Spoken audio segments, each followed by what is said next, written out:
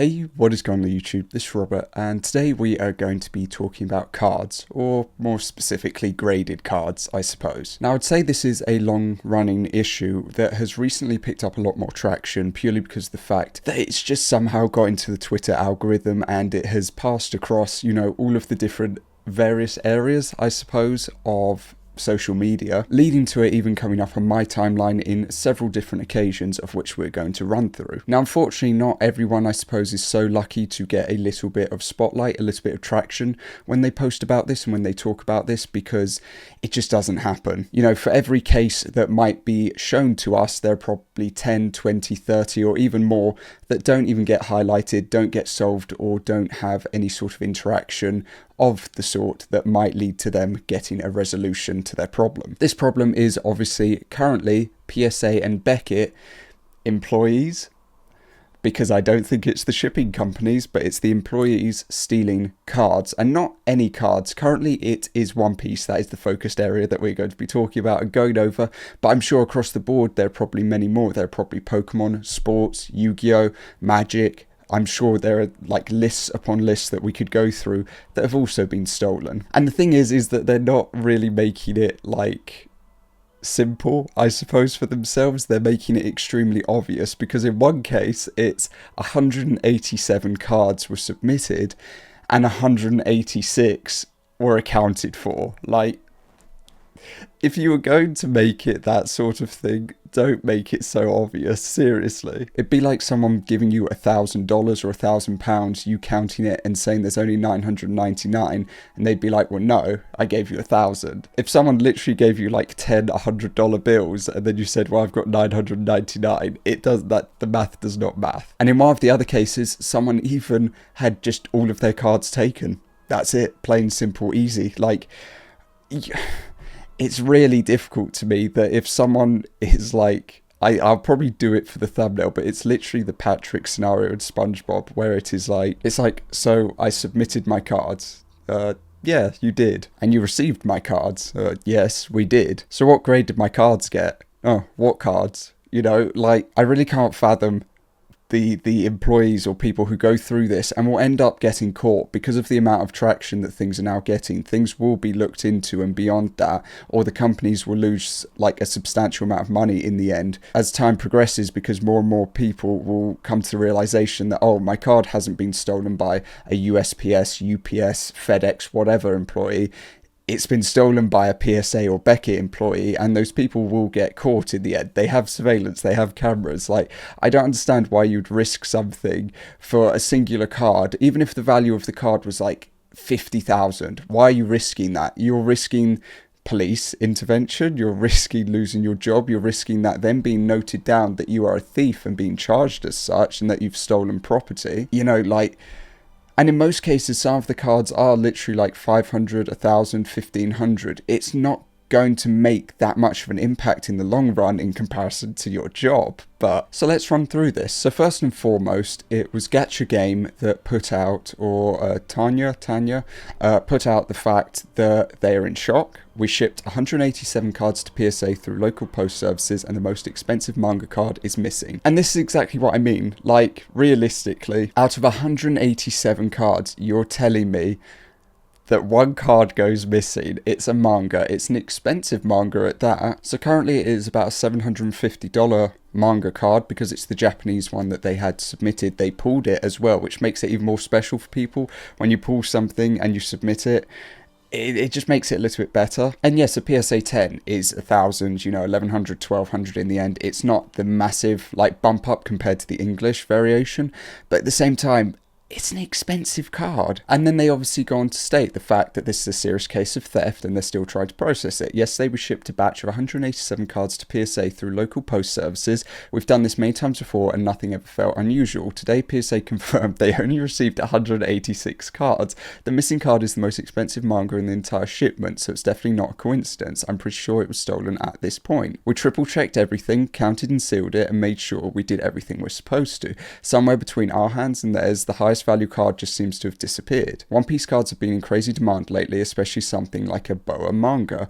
Whether this was the postal service or somewhere along the chain, we don't know yet, but we'll find out soon. And there's obviously the photo of the card. And the thing is that nowadays, a lot of people suggest various methods and various things for you to do, because in the past, whenever I have sold something that I have had pulled, or just bought with the intent to sell, I have always recorded myself packaging it into the box with the label, with everything in full view. Even if it's a 10 or 15 minute video, you can just leave that on your computer or your phone and then delete it once everything's okay. This is purely because of the fact that no matter how much trust you put in people or in services or in companies, you can't trust them fully. You can trust them 99.9% of that time, but that little point percentage is where things are a grey area, a red area, just a bad state. I've sold GPUs in the past, I've sold shoes in the past, and many other things, and I have never fully trusted. I've always recorded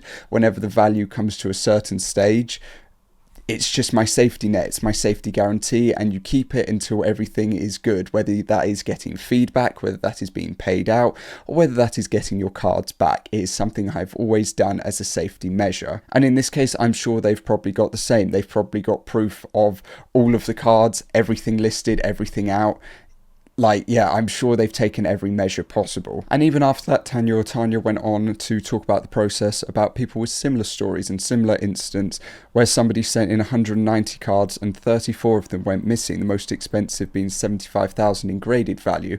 The one thing that I feel is a bit difficult and a bit of a grey area as well when it comes to this is the fact that if you keep referring to something as graded value, that's not really how it's going to work, because that is you basically already admitting that your card is going to get a 10, in short. And the difference is that if I sent in a card worth 1,000, for instance, and graded at a 10, it is currently going for like 15,000, let's say, I will make the debate to the place that they owe me 15,000, but it's just not going to work like that. They're only going to give me the value of raw, because it's not like I've sent in the graded card, to be recased or resealed, and then it's gone missing, and then I'm missing that value. They're only going to cover you for the amount that it is worth at that point in time. And there's a full explanation of someone, because they sent cards to Beckett, they sent cards to PSA, and yeah, a load of them went missing, and they were all their expensive cards. And I've read through it, and it's just them expressing that they have lost cards that at the graded value would be 75,000. They've been talking to attorneys about it and such, and yet again, you can't argue the fact that it is going to be a 10 unless it already got a 10. That's the only issue that I find with a lot of these, and a lot of the stories that I've read through are people being like, well, I'm missing 50,000 graded value, but it's like at raw value you submitted 7,000. So it's a little bit of a sticky sort of area and situation when you go into that sort of value, because that's your expectation that everything's going to get a perfect grade. And yes, I would never take the company's side in that case, because regardless of the situation, the cards shouldn't be missing, they shouldn't be stolen, and they should be fully backing the customer, not acting like the customer has done something wrong. The most recent case of this is Sebastian, who put this is not an issue and they genuinely need help. They submitted their most valuable cards.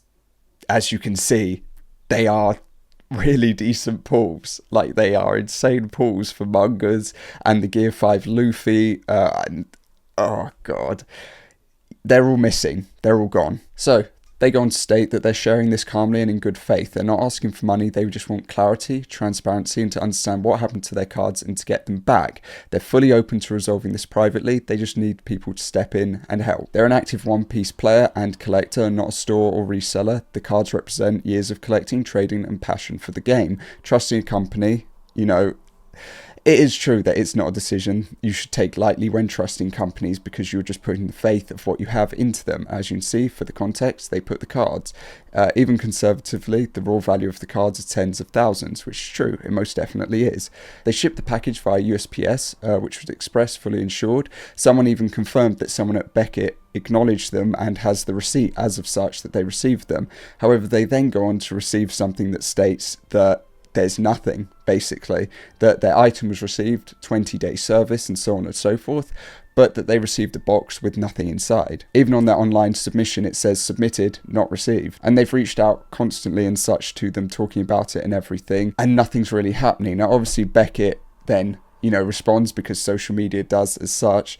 But yeah, now nothing has been said since this from them, but I can only hope that something is going for a resolution, because in this case, that's a disgusting value of cards there. And yeah, even if one of them got a 10, the value would go up horrendously, which is why I still say it's just the raw value, but taking into consideration how many cards they have there, especially with how One Piece is currently, yeah. But I would love to know your thoughts and opinions on this subject, whether or not you've submitted cards before and whether they've gone missing or what's happened with them, whether or not you've used a middleman service like myself. But even at that, I've still taken photos and everything along the way to prove the fact that I have packed what I have packed. But obviously with it being a middleman, they do that as well. So if anything ever went missing, there's not really a leg to stand on or any sort of standing for them to be on if they were to say, oh, something's not here. But it does worry me for the future that if I ever wanted to submit any of my other cards or anything that I pull in the future, and if I get anything big to an extent, that, it all of a sudden goes missing, and it's like, oh,